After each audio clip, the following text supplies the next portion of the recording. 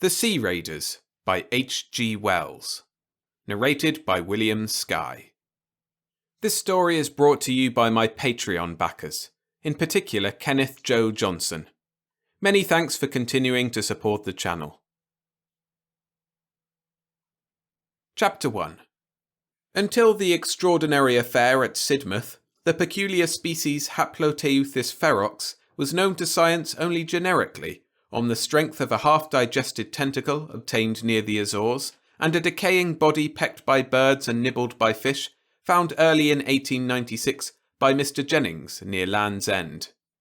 In no department of zoological science, indeed, are we quite so much in the dark as with regard to the deep-sea cephalopods. A mere accident, for instance, it was that led to the Prince of Monaco's discovery of nearly a dozen new forms in the summer of 1895, a discovery in which the before-mentioned tentacle was included. It chanced that a cachalot was killed off Terceira by some sperm whalers, and in its last struggles charged almost to the prince's yacht, missed it, rolled under, and died within 20 yards of his rudder. And in its agony it threw up a number of large objects, which the prince, dimly perceiving they were strange and important, was by a happy expedient able to secure before they sank. He set his screws in motion and kept them circling in the vortices thus created until a boat could be lowered. And these specimens were whole cephalopods and fragments of cephalopods, some of gigantic proportions, and almost all of them unknown to science. It would seem, indeed, that these large and agile creatures, living in the middle depths of the sea, must, to a large extent, forever remain unknown to us, since under water they are too nimble for nets, and it is only by such rare unlooked-for accidents that specimens can be obtained. In the case of Haploteuthis ferox, for instance, we are still altogether ignorant of its habitat, as ignorant as we are of the breeding ground of the herring or the seaways of the salmon. And zoologists are altogether at a loss to account for its sudden appearance on our coast. Possibly it was the stress of a hunger migration that drove it hither out of the deep. But it will be, perhaps, better to avoid necessarily inconclusive discussion, and to proceed at once with our narrative. The first human being to set eyes upon a living Haploteuthis, the first human being to survive, that is, for there can be little doubt now that the wave of bathing fatalities and boating accidents that travelled along the coast of Cornwall and Devon in early May was due to this cause, was a retired tea dealer of the name of Fisson, who was stopping at a Sidmouth boarding house. It was in the afternoon, and he was walking along the cliff path between Sidmouth and Ladram Bay. The cliffs in this direction are very high, but down the red face of them in one place a kind of ladder staircase has been made.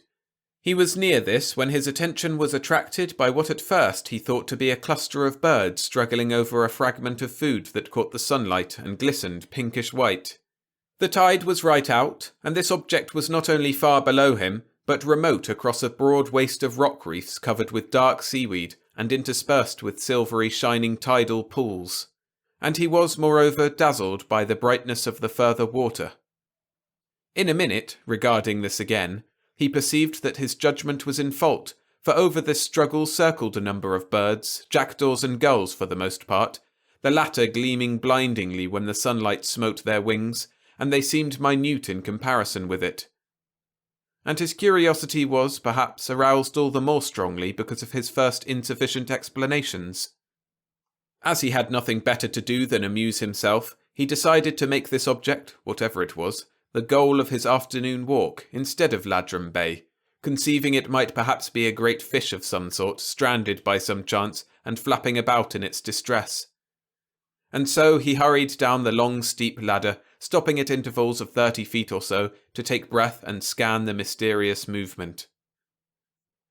At the foot of the cliff he was, of course, nearer his object than he had been, but on the other hand it now came up against the incandescent sky beneath the sun so as to seem dark and indistinct. Whatever was pinkish of it was now hidden by a skerry of weedy boulders.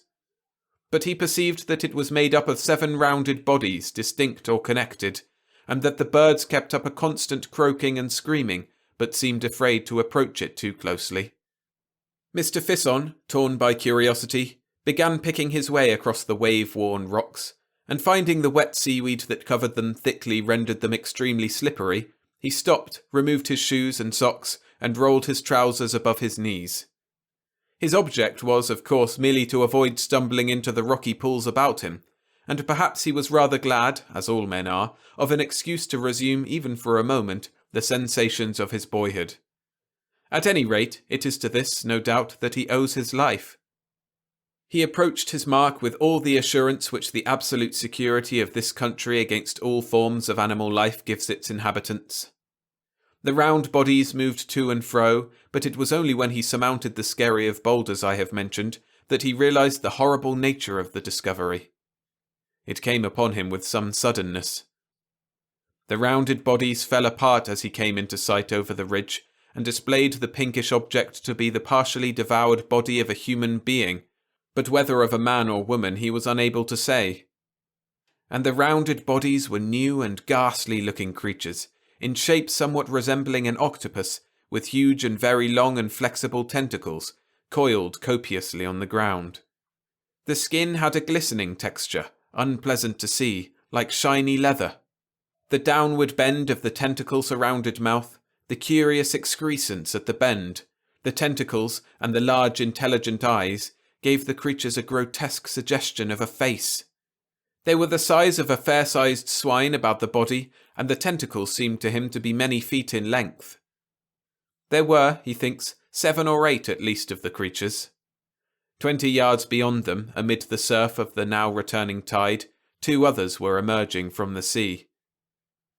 Their bodies lay flatly on the rocks, and their eyes regarded him with evil interest. But it does not appear that Mr. Fisson was afraid, or that he realized that he was in any danger. Possibly his confidence is to be ascribed to the limpness of their attitudes. But he was horrified, of course, and intensely excited and indignant at such revolting creatures preying upon human flesh. He thought they had chanced upon a drowned body. He shouted to them, with the idea of driving them off, and finding they did not bunch, cast about him, picked up a big rounded lump of rock, and flung it at one. And then, slowly uncoiling their tentacles, they all began moving towards him, creeping at first deliberately, and making a soft purring sound to each other. In a moment, Mr. Fisson realized that he was in danger. He shouted again, threw both his boots, and started off with a leap forthwith. 20 yards off he stopped and faced about, judging them slow, and behold, the tentacles of their leader were already pouring over the rocky ridge on which he had just been standing. At that he shouted again, but this time not threatening, but a cry of dismay, and began jumping, striding, slipping, wading across the uneven expanse between him and the beach. The tall red cliffs seemed suddenly at a vast distance, and he saw, as though they were creatures in another world, 2 minute workmen engaged in the repair of the ladderway, and little suspecting the race for life that was beginning below them. At one time he could hear the creatures splashing in the pools not a dozen feet behind him, and once he slipped and almost fell. They chased him to the very foot of the cliffs, and desisted only when he had been joined by the workmen at the foot of the ladderway up the cliff. All 3 of the men pelted them with stones for a time, and then hurried to the cliff top and along the path towards Sidmouth to secure assistance and a boat, and to rescue the desecrated body from the clutches of these abominable creatures. Chapter 2. And, as if he had not already been in sufficient peril that day, Mr. Fisson went with the boat to point out the exact spot of his adventure. As the tide was down, it required a considerable detour to reach the spot, and when at last they came off the ladderway, the mangled body had disappeared. The water was now running in, submerging first one slab of slimy rock, and then another, and the 4 men in the boat, the workmen, that is, the boatman, and Mr. Fisson, now turned their attention from the bearings offshore to the water beneath the keel. At first they could see little below them save a dark jungle of laminaria with an occasional darting fish. Their minds were set on adventure, and they expressed their disappointment freely. But presently they saw one of the monsters swimming through the water seaward with a curious rolling motion that suggested to Mr. Fisson the spinning roll of a captive balloon. Almost immediately after, the waving streamers of laminaria were extraordinarily perturbed, parted for a moment, and 3 of these beasts became darkly visible, struggling for what was probably some fragment of the drowned man. In a moment, the copious olive-green ribbons had poured again over this writhing group. At that, all 4 men, greatly excited, began beating the water with oars and shouting, and immediately they saw a tumultuous movement among the weeds. They desisted to see more clearly, and as soon as the water was smooth, they saw, as it seemed to them, the whole sea bottom among the weeds set with eyes. "Ugly swine!" cried one of the men. "Why, there's dozens!" And forthwith the things began to rise through the water about them. Mr. Fisson has since described to the writer this startling eruption out of the waving laminaria meadows.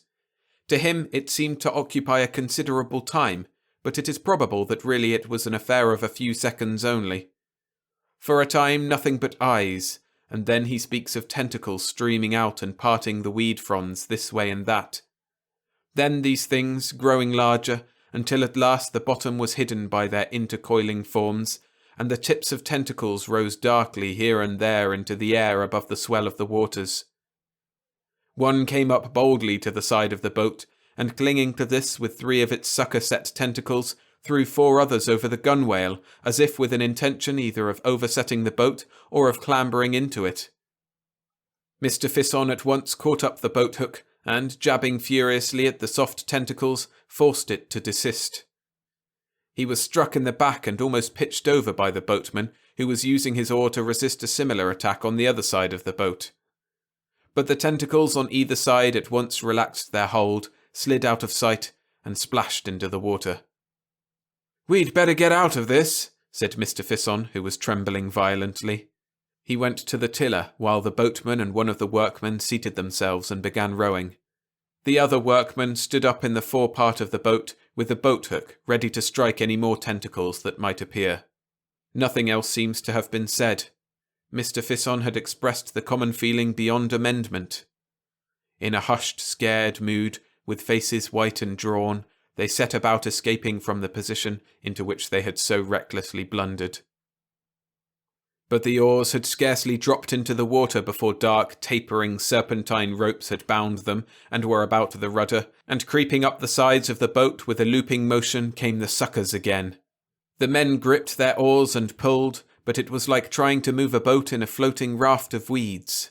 "Help here!" cried the boatman, and Mr. Fisson and the second workman rushed to help lug at the oar. Then the man with the boat-hook, his name was Ewan, sprang up with a curse and began striking downward over the side, as far as he could reach, at the bank of tentacles that now clustered along the boat's bottom. And at the same time, the 2 rowers stood up to get a better purchase for the recovery of their oars. The boatman handed his to Mr. Fisson, who lugged desperately, and meanwhile the boatman opened a big clasp knife, and leaning over the side of the boat, began hacking at the spiring arms upon the oar shaft.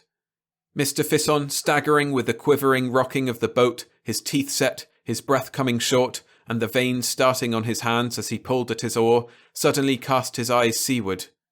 And there, not 50 yards off, across the long rollers of the incoming tide, was a large boat standing in towards them, with 3 women and a little child in it. A boatman was rowing, and a little man in a pink-ribboned straw hat and whites stood in the stern hailing them. For a moment, of course, Mr. Fisson thought of help, and then he thought of the child. He abandoned his oar forthwith, threw up his arms in a frantic gesture, and screamed to the party in the boat to keep away, for God's sake. It says much for the modesty and courage of Mr. Fisson that he does not seem to be aware that there was any quality of heroism in his action at this juncture. The oar he had abandoned was at once drawn under, and presently reappeared floating about 20 yards away. At the same moment, Mr. Fisson felt the boat under him lurch violently, and a hoarse scream, a prolonged cry of terror from Hill, the boatman, caused him to forget the party of excursionists altogether. He turned and saw Hill crouching by the forward rowlock, his face convulsed with terror, and his right arm over the side and drawn tightly down. He gave now a succession of short, sharp cries. "Oh! Oh! Oh! Oh!" Mr. Fisson believes that he must have been hacking at the tentacles below the waterline and have been grasped by them, but of course it is quite impossible to say now certainly what had happened. The boat was heeling over so that the gunwale was within 10 inches of the water, and both Ewan and the other labourer were striking down into the water with oar and boathook on either side of Hill's arm. Mr. Fisson instinctively placed himself to counterpoise them. Then Hill, who was a burly, powerful man, made a strenuous effort and rose almost to a standing position. He lifted his arm, indeed, clean out of the water. Hanging to it was a complicated tangle of brown ropes, and the eyes of one of the brutes that had hold of him, glaring straight and resolute, showed momentarily above the surface. The boat heeled more and more, and the green-brown water came pouring in a cascade over the side. Then Hill slipped and fell with his ribs across the side, and his arm and the mass of tentacles about it splashed back into the water. He rolled over. His boot kicked Mr. Fisson's knee as that gentleman rushed forward to seize him, and in another moment fresh tentacles had whipped about his waist and neck, and after a brief convulsive struggle, in which the boat was nearly capsized, Hill was lugged overboard. The boat righted with a violent jerk that all but sent Mr. Fisson over the other side, and hid the struggle in the water from his eyes. He stood staggering to recover his balance for a moment, and as he did so, he became aware that the struggle and the inflowing tide had carried them close upon the weedy rocks again. Not 4 yards off, a table of rocks still rose in rhythmic movements above the inwash of the tide. In a moment, Mr. Fisson seized the oar from Ewan, gave one vigorous stroke, then, dropping it, ran to the bows and leapt. He felt his feet slide over the rock, and by a frantic effort, leapt again toward a further mass. He stumbled over this, came to his knees, and rose again. "Look out!" cried someone, and a large drab body struck him. He was knocked flat into a tidal pool by one of the workmen, and as he went down, he heard smothered, choking cries that he believed at the time came from Hill. Then he found himself marvelling at the shrillness and variety of Hill's voice. Someone jumped over him, and a curving rush of foamy water poured over him, and passed. He scrambled to his feet, dripping, and without looking seaward, ran as fast as his terror would let him shoreward. Before him, over the flat space of scattered rocks, stumbled the 2 workmen, one a dozen yards in front of the other. He looked over his shoulder at last, and seeing that he was not pursued, faced about. He was astonished. From the moment of the rising of the cephalopods out of the water, he had been acting too swiftly to fully comprehend his actions. Now it seemed to him as if he had suddenly jumped out of an evil dream. For there were the sky, cloudless and blazing with the afternoon sun, the sea weltering under its pitiless brightness, the soft creamy foam of the breaking water, and the low, long, dark ridges of rock. The righted boat floated, rising and falling gently on the swell about a dozen yards from shore. Hill and the monsters, all the stress and tumult of that fierce fight for life, had vanished as though they had never been. Mr. Fisson's heart was beating violently. He was throbbing to the fingertips, and his breath came deep. There was something missing. For some seconds he could not think clearly enough what this might be. Sun, sky, sea, rocks. What was it? Then he remembered the boatload of excursionists. It had vanished. He wondered whether he had imagined it. He turned and saw the 2 workmen standing side by side under the projecting masses of the tall pink cliffs. He hesitated whether he should make one last attempt to save the man Hill. His physical excitement seemed to desert him suddenly and leave him aimless and helpless. He turned shoreward, stumbling and wading toward his 2 companions. He looked back again, and there were now 2 boats floating, and the one farthest out at sea pitched clumsily, bottom upward. Chapter 3. So it was Haploteuthis ferox made its appearance upon the Devonshire coast. So far this has been its most serious aggression. Mr. Fisson's account, taken together with the wave of boating and bathing casualties to which I have already alluded, and the absence of fish from the Cornish coasts that year, points clearly to a shoal of these voracious deep-sea monsters prowling slowly along the subtidal coastline. Hunger migration has, I know, been suggested as the force that drove them hither, but for my own part, I prefer to believe the alternative theory of Hemsley. Hemsley holds that a pack or shoal of these creatures may have become enamoured of human flesh by the accident of a foundered ship sinking among them, and have wandered in search of it out of their accustomed zone, first waylaying and following ships, and so coming to our shores in the wake of the Atlantic traffic. But to discuss Hemsley's cogent and admirably stated arguments would be out of place here. It would seem that the appetites of the shoal were satisfied by the catch of 11 people, for so far as can be ascertained, there were 10 people in the second boat, and certainly these creatures gave no further signs of their presence off Sidmouth that day. The coast between Seaton and Budleigh Salterton was patrolled all that evening and night by 4 preventative service boats, the men in which were armed with harpoons and cutlasses, and as the evening advanced, a number or more of less similarly equipped expeditions, organised by private individuals, joined them. Mr. Fisson took no part in any of these expeditions. About midnight, excited hails were heard from a boat about a couple of miles out at sea to the southeast of Sidmouth, and a lantern was seen waving in a strange manner to and fro and up and down. The nearer boats at once hurried towards the alarm. The venturesome occupants of the boat, a seaman, a curate, and 2 schoolboys, had actually seen the monsters passing under their boat.